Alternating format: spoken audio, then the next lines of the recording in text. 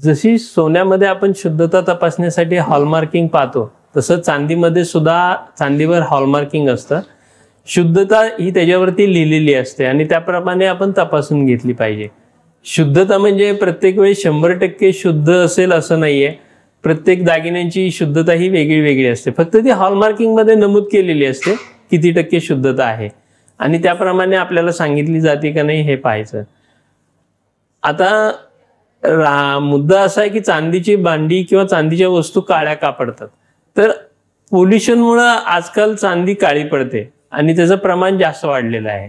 किंवा खूप वेळा परफ्यूम आहेत किंवा काही क्रीम असतात डॉक्टरांनी सांगितलेली असतात. शेतामध्ये काम करताना गंधक फवारलेलं असतं, तर ह्यामुळं चांदी काळी पडू शकते. त्यासाठी चांदी साफ करण्यासाठी त्याला आपण घरच्या घरी जरी का टूथ पावडरनी साफ केली तरी सुद्धा ती स्वच्छ निघू शकते.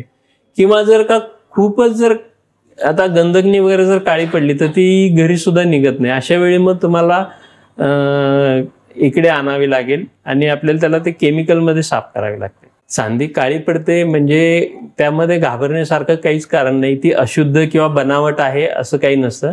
त्याच्यामध्ये प्रत्येक वेळेस आपण हॉलमार्किंग बघून घेतलं म्हणजे तेवढी शुद्धता त्यामध्ये निघणारच.